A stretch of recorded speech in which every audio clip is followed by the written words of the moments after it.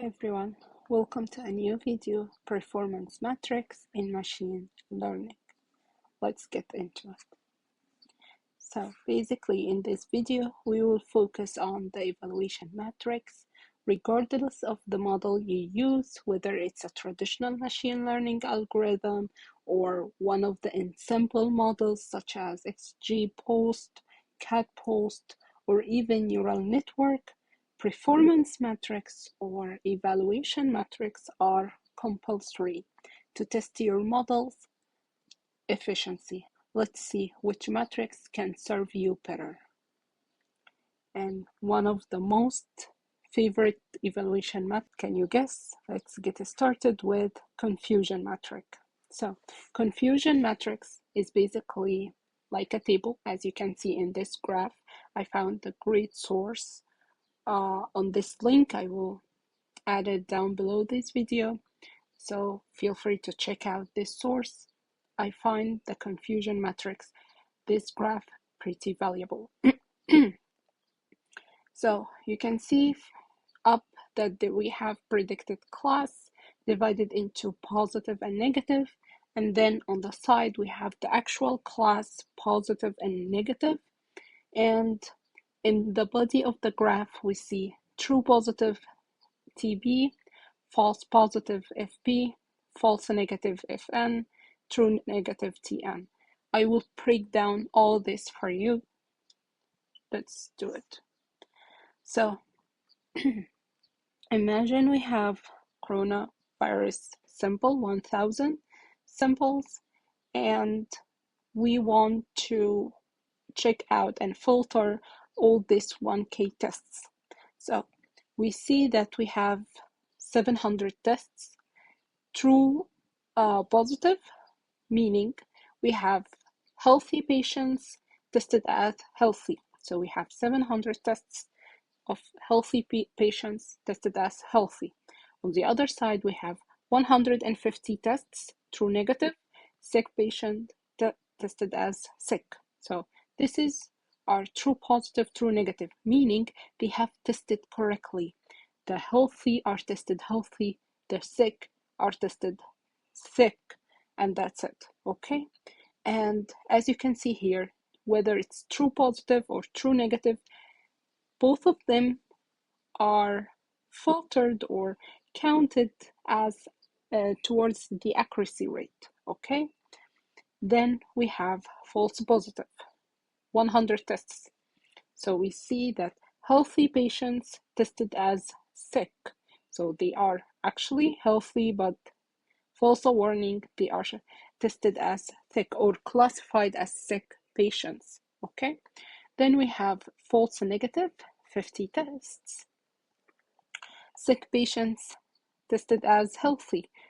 Their true condition are sick, but they classified as healthy, okay?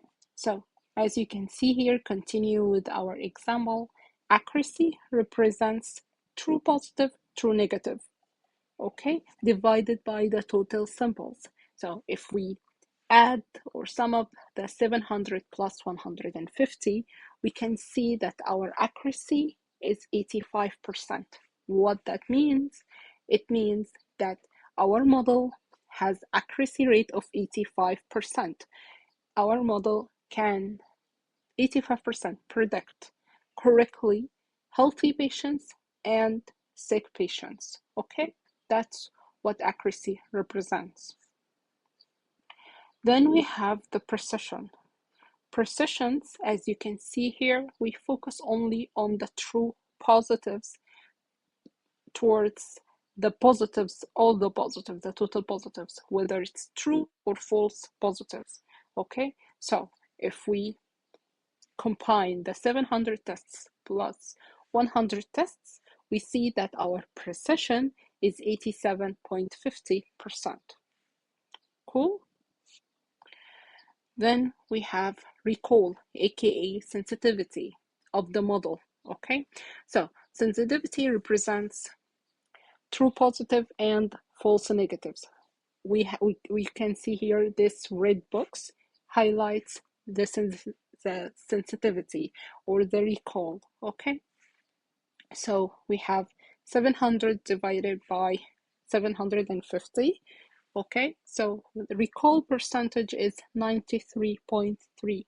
And from all these calculations, we can understand that in case your model where false negatives are particularly costly, using a custom sorting metric that heavily penalizes false negatives allows grid search CV to find parameters whatsoever from these words. So when you are creating a model and found false negatives are costly, we simply can customize scoring metric that heavily penalize the FN or false negatives by allowing grid search CV. Grid search CV is a technique in cross-validation, and don't worry, I have a video for that, so check it out. And to find parameters, so basically cross-validation works here as finding parameters that minimize this error type, that which we mean false negatives. Okay, so accuracy is essential to machine learning models. What about the errors? How impact do they have on our model performance? So getting back to our model, here you can see that if we are comparing between false negatives and false positives, which is worse? Okay, so, and pause this video a little bit and think about it, which is worse? False negatives or false positive? Sick patients tested as healthy or healthy patients tested as sick? So answering the question, it's false negatives, but again, it depends on the scenario or the business problem at hand. Okay, so the right answer is false negative. Okay, but then again, considering the confusion matrix and the type of errors is important for your model mechanism. So maybe it's a bit subjective, but the answer for this question is false negative. Moving on to recall and precision trade-off.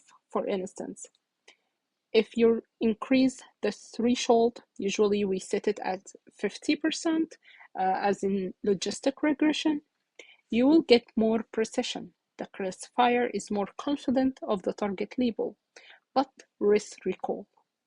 If you decrease the threshold, you get less precision, but more recall. So it really depends on your model, okay, and the business value. So what is the right choice? Recall helps when false negatives are worse. Precision helps when dealing with models in which false positives are worse. So here in our coronavirus, it is false negative. But if we are talking about spam and ham emails, in this case, false positive is worse. Again, it's really subjective based on the business model you have at hand.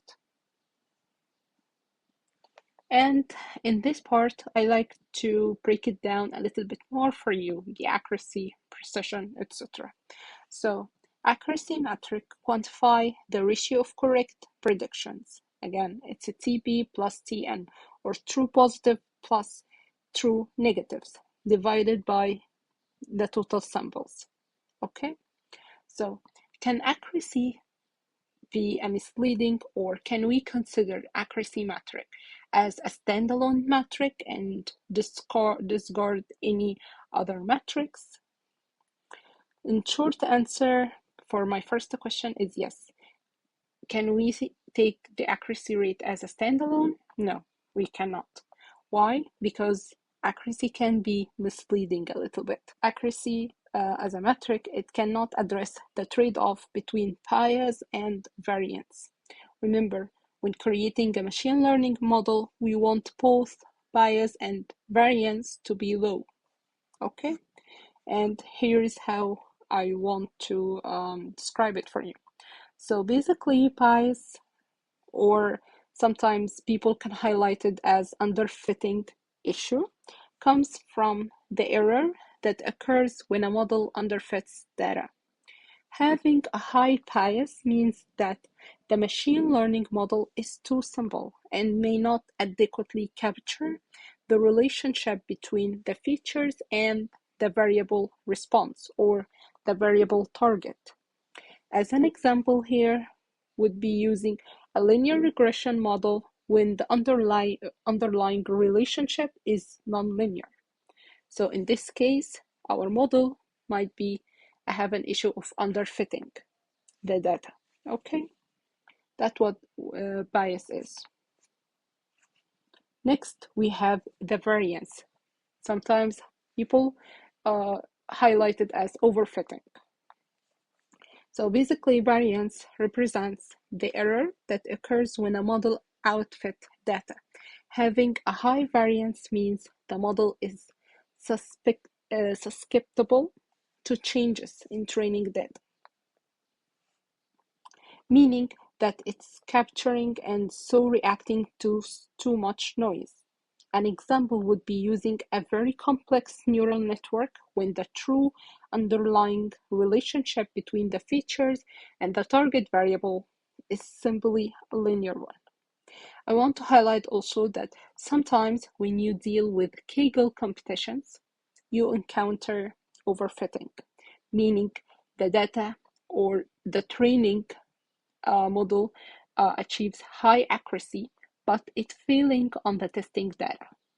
So that's an overfitting problem. And for this reason, we might use hyperparameter tuning, cross-validation, feature importance, feature engineering to somehow lower or minimizing the variance. Okay, so bias and variance trade-off equation can be or represent total model error equal bias plus variance plus irreducible error. Again, when creating a machine learning model, we want both bias and variance to be low because we want to be able to have a model that predicts well, but that also doesn't change much when the model is fed by new unseen data. The key point here is to prevent overfitting, but at the same time to attempt to retain sufficient accuracy. By the way, both definitions, bias and variance, I found it in the ACE, the Data Science Interview book, which is I have highlighted before. It's an amazing book and it has pretty useful terms, so feel free to check it out. And moving on to recall. So here we have recall that measures precisely that out of the sick people, how many did our model diagnose correctly? So we take the true positives and divide it by true positives plus false negatives. And false negative can be expensive because healthy person tested as sick person requires additional tests, medicine, rest. This can be costly. So, however, false positive is a catastrophic because sending a sick person home can be or can make the model label his test as healthy person. This model is very weak and bad. It requires critical improvements. And I wanted to show you the equation or the breakdown of the recall once again, because I find it pretty useful. And moving on to precision. So precision measures how well our model does with the false positives amongst the emails in our spam. Remember the example when I highlight the exam versus ham emails? So continue with this example. How many were actually spam? We're talking about the emails. In other words, out of the emails that are predicted to be spam, how many of them are actually spam? This is our metric and we call it precision. So precision is true positives divided by true positives plus false positives, as you can see here. Then Should we get overwhelmed by the conflict between recall and precision to read off? You don't have to, because again, as I mentioned, it's subjective. When it comes to recall and precision, it's subjective.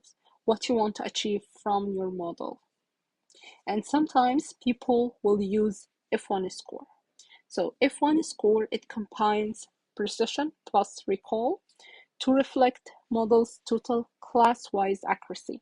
So usually people will use accuracy and F score or F1 score. Sometimes they will rely on ROC curve, and that's it. So it really depends on your project, stakeholders, your manager, what's required from you in the assignment, etc. So F1 score is particularly useful for imbalanced datasets.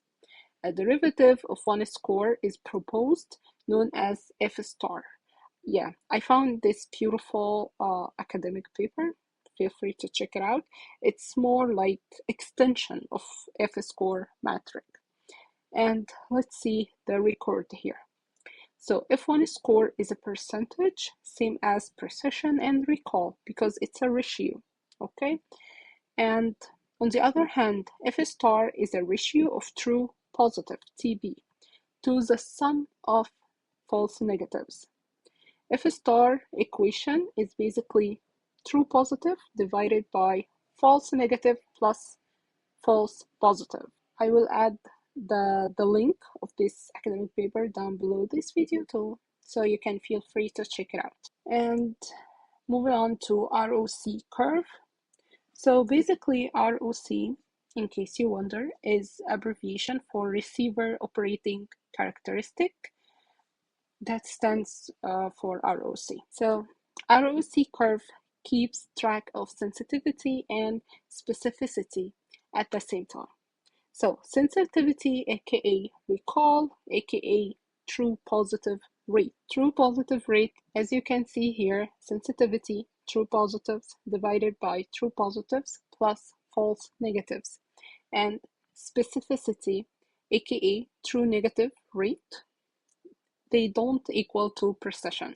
So sensitivity is equal to recall, but true negative rate is not equal to precision, okay? And actually, but I will say this later, no way. Classification threshold, or aka decision threshold, it's set as a cutoff point, as in logistic regression models. If it's less than the predefined value, it's classified as a negative, otherwise it's classified as a positive class, and it's based on sigmoid function. So in ROC curve, it's important to understand 3 points or 3 terms: sensitivity, specificity, and classification threshold. When it comes to classification threshold, sensitivity or recall decrease when fewer positives predicted and more false negatives are predicted, okay? Specificity increase when fewer false positives, and ROC is represented by sensitivity and 1 minus specificity, okay? I hope that helps. I hope it's not awkward. I know this page in a specific is a bit challenging, so please comment down below if you feel any difficulty to understanding this point. I'm happy to break it down even further in the comment section and respond back to you, okay?